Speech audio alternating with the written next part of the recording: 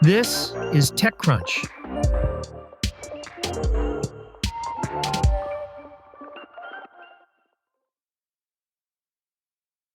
Automotive giant Honda and lunar startup Astrobotic are teaming up to explore how a regenerative fuel cell system could help keep the lights on during long nights on the moon. On Monday, the companies partnered up to study whether Honda's regenerative fuel cell can be integrated into Astrobotic's LunaGrid, a scalable power service built around solar arrays. The two will conduct illumination studies at potential lunar South Pole landing sites and evaluate system scalability, as well as hardware and software integration. A key challenge for lunar exploration is surviving the 2-week-long lunar night, when temperatures can plunge to as low as 424 degrees Fahrenheit in some regions, while solar panels sit idle. Honda's RFC addresses that problem by storing solar power as hydrogen during the lunar day and converting it back into electricity at night, producing water as the only byproduct. That water is then recycled into a high-pressure electrolysis system to create more hydrogen, forming what Honda calls a closed-loop energy cycle. Astrobotic's vertical solar array technology, or VEESAT, is designed to track the sun for maximum energy capture and is planned to have a capacity of up to 10 kilowatts. The company is also developing an XL version, which would generate 5 times more power. Together, VESAT would collect sunlight during the day to power the water electrolysis system, while the RFC would convert that stored hydrogen into electricity through the night. The aim is a real moonshot: continuous, reliable power on the lunar surface. Founded in 2007, Pittsburgh-based Astrobotic is best known for its Peregrine lunar lander, which launched at the beginning of this year but did not complete its mission.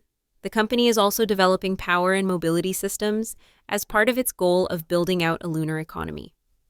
For Honda, the agreement marks a notable step into the space sector.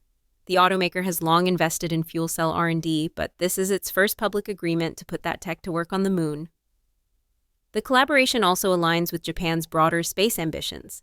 The country is a founding member of the Artemis Accords, a framework for geopolitical collaboration in lunar exploration, and Japanese astronauts routinely conduct research on the International Space Station. The lunar South Pole is central to NASA's Artemis program, in part because of the region's near-continuous exposure to sunlight and the potential vast stores of water ice there. Power systems like LunaGrid paired with Honda's RFC could open the door to more ambitious future missions and eventually a sustained human presence on the moon.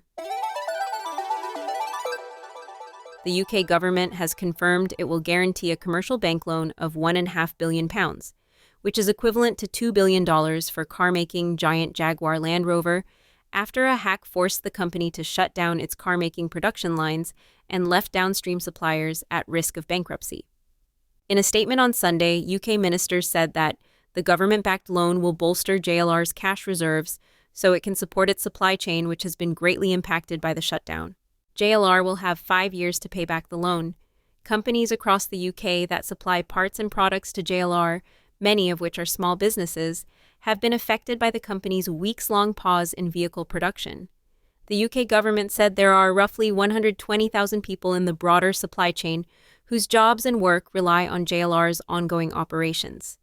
BBC News reports that this is believed that this is the first time that a company has received financial assistance from the UK government following a cyber attack. JLR shut down its network on August 31st after detecting hackers in its system. Hackers associated with a financially motivated crime group linked to earlier hacks targeting the UK retail sector took credit for the breach. JLR later said that the hackers had stolen some company data from its systems, while staff were told to stay at home while the company rebuilt its network. JLR is said to have lost some £50 million as a result of the shutdowns. However, the company made about £2.5 billion in pre-tax profit during 2024, suggesting the company will be able to weather the financial storm. The insurer reported that JLR did not have cybersecurity insurance, which may have covered some of the costs of recovering from the breach. But some security experts have argued that the loan sends a signal that could encourage hackers and threat actors to target UK organizations if they think the UK government will bail out companies that have underinvested or cut their cybersecurity defenses. JLR, which is owned by India-headquartered Tata Motors, also faces criticism for its decision to outsource its cybersecurity teams to Tata's IT and tech support arm, Tata Consulting Services, in the years before the cyber attack. TCS, which provides IT help desk services like resetting employee passwords for companies around the world, is also thought to be the point of intrusion for the breaches at Marks & Spencer and the Co-op, two top UK retail giants that also were hacked by the same hacking group in recent months. In a statement Monday, JLR said it plans to resume car production in the coming days. The car maker has already missed several deadlines for its recovery. That's it from TechCrunch. For more tech stories like these, go to TechCrunch.com.